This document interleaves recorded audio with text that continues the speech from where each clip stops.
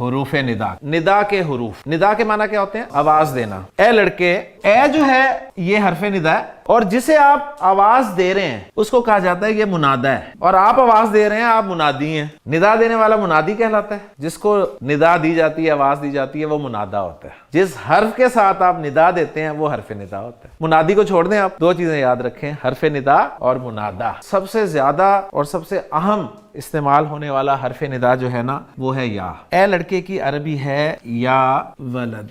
یہ معرفہ کی 7ویں قسم ہے کہ کسی نکرہ اسم سے پہلے جب حرف ندا یا آ جائے تو وہ نکرہ بھی معرفہ ہو جاتا ہے. حرف ندا اور جو منادا ہے نا، اس کے کمبینیشنز کی کچھ صورتیں ہیں. پہلا کمبینیشن جو ہے یا پلس یا کے بعد منادا کوئی تنوین والا اسم ہو. تو اس کی ایگزامپل بھی ساتھ رکھتا ہوں میں. یا پلس زیدن از اکول ٹو، یہ کیا بنے گا؟ اس کو اب ذرا اچھی طرح نوٹ کر لیں، یہ بن جائے گا جی یا زیدو. جب یا استعمال ہوگا تنوین نہیں بولنی اور پیش کے ساتھ ہی بولنا ہے، اسے نہ زبر لگانی ہے اس پہ نہ زیر لگانی ہے. ولد پہ تنوین آتی ہے نا، تو جب یا لگایا آپ نے اس کے شروع میں تو کیا بن گیا؟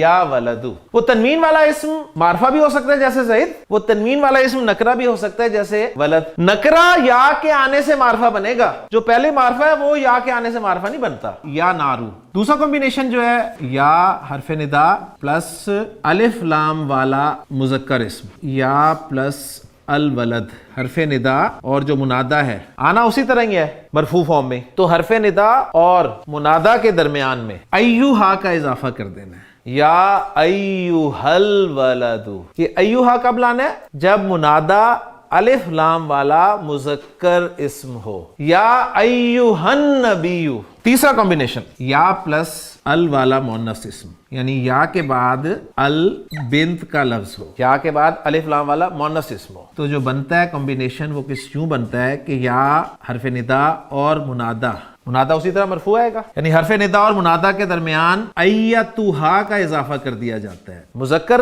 الف لام والے اسم کے لیے ایوہا اور مؤنث الف لام والے اسم کے لیے ایتوہا. النفس بتائیں مؤنث ہے کہ نہیں ہے؟ نفس مؤنث ہے نا، مؤنث کی پکچر میں رکھا ہوا تھا نفس. تو حرف ندا الف لام والا مؤنث، تو بیچ میں کیا آ گیا؟ ایتوہا. یا ایتوہن نفسو. آخری کمبینیشن یا کے ساتھ مضاف آ جائے. اب مضاف ظاہر بات ہے اکیلا تو نہیں آتا نا، مضاف کے ساتھ کون ہوتا ہے؟ مضاف الیہ ہوتا ہے. آپ عبداللہ کو آواز دے رہے ہیں یا عبداللہ ہی، عبد مضاف ہے اور اس میں جلالہ مضاف الیہ ہے. تو دیکھیے گا کیا تبدیلی آتی ہے، جو مضاف ہوتا ہے نا وہ منصوب ہو جاتا ہے. قرآن مجید میں ہے یا نساء النبی، مرکب اضافی، نساء النبی، نبی کی عورتیں، اے نبی کی عورتوں. قرآن مجید میں ہے یا بنی اسرائیل.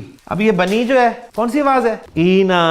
پوری آواز کریں اسے، بنینا. جب مثنیٰ یا جمع سالم مذکر مضاف بنتا ہے تو نون ہٹ جاتا ہے نا، تو بنینا تھا اس کا نون ہٹ گیا تو پیچھے بچا بنی. یہ کون سا مرکب ہے جی؟ ربنا اضافی. اسم کے بعد جب بھی ضمیر آ جائے تو پکا مرکب اضافی ہوتا ہے. ربنا کا مطلب ہے ہمارا رب. اب آپ اپنے رب کو پکار رہے ہیں، یا لگائیں گے نا شروع میں، تو ربو کیا ہو جائے گا؟ یا ربنا. جس کو بار بار پکارنا ہو نا عرب اس کے لیے پھر یا نہیں لگاتا، وہ کہے گا ربنا.